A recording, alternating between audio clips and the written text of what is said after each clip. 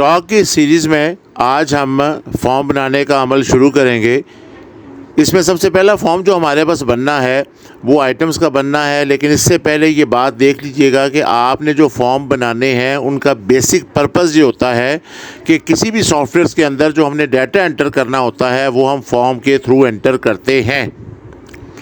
तो सबसे पहला फॉर्म्स हमें बनाना है जिसमें हमने आइटम्स की डिटेल लिखनी है। तो इसे बनाने के लिए जो भी हम फॉर्म्स या रिपोर्ट्स बनाएंगे, पहले क्यूरी बनेगी। तो इसे बनाने के लिए आपने क्रिएट ऑप्शन में आकर क्यूरी डिज़ाइन को क्लिक करना है।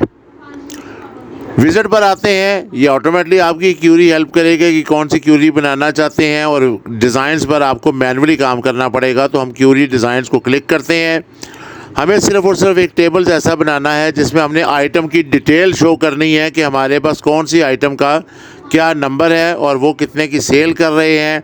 वो सारा रिकॉर्ड्स हमारे पास आइटम डिटेल्स के टेबल्स में है। इस वजह से हमने यहाँ पर आकर ऐड का बटन प्रेस किया, इसे क्लोज़ कर दिया। आप चाहें तो यहाँ डॉट्स पे जो मल्टीप्लाई का साइन है इसे भी डबल क्लिक कर दें, या आप एक एक फील्ड्स को चाहेंगे तो डबल क्लिक करेंगे और ये आपके पास नीचे मौजूद कॉलम्स पर आएंगी। क्योंकि जो फील्ड्स हम नीचे मौजूद यहाँ कॉलम्स पर दिखाएंगे वही हमारे पास आगे फॉर्म में नज़र आएंगी। और अब अगर हम रन करके देखते हैं तो ये हमारे पास कौन सा है वो क्यूरी बन चुकी है।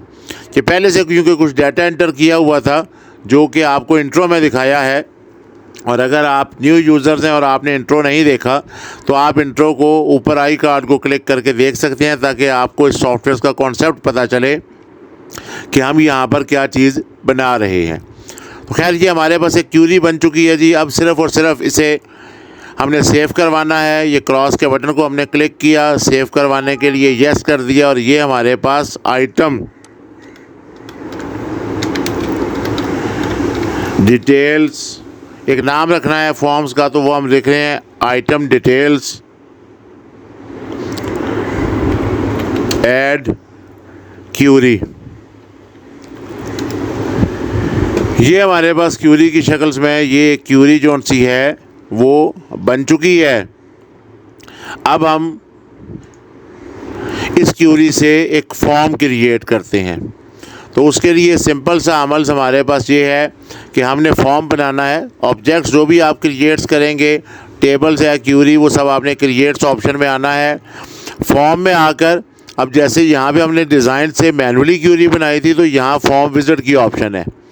हम यहाँ पे क्लिक करते हैं तो फॉर्म विज़िट्स में हमारे पास जो भी क्यूरीज़ या टेबल्स बने हुए हैं वो उनकी लिस्ट यहाँ पर आती है।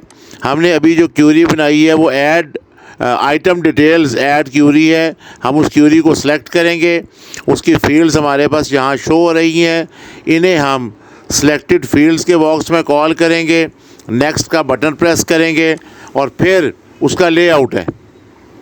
अब लेआउट्स में अगर आपने टैबुलर्स किया तो ये फील्ड नेम्स की हेडिंग्स को टॉप पे ले जाएगा और उनकी आइटम्स की डिटेल्स को नीचे लिस्ट में लाएगा।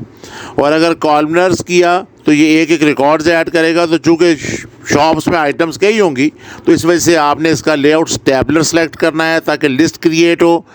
नेक्स्ट का बटन प्रेस करना है और आपने यहाँ पर आपको फॉर्म्स का नाम बताया जा रहा है। यहाँ पे चेंज करना चाहते हैं कि किस नाम से फॉर्म्स है, तो ये क्यूरी नहीं है, ये हम फॉर्म्स बना रहे हैं। तो हमने यहाँ पे आके लिख दिया फॉर्म और फिनिश का बटन प्रेस कर दिया।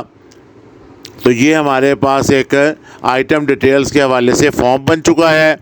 अब हम इस फॉर्म्स के डिज़ाइन व्यू में आकर इन फील्ड्स को जो सा है वो थोड़ा सा मैनेज कर लेते हैं। ये हेडिंग्स को हमने फ़िलहाल ड्रैग करके सेंटर पे एडजस्ट कर लिया, और इनको हमने थोड़ा सा स्पेस दे दिया। ये फील्ड्स हमारे पास, ये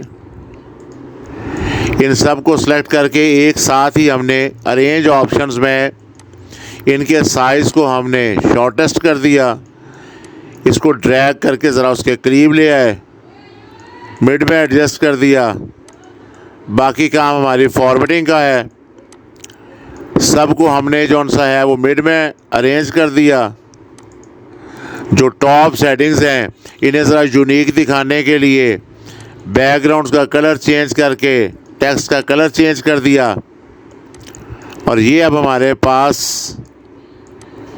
फॉर्म जौन सा है वो बन चुका है।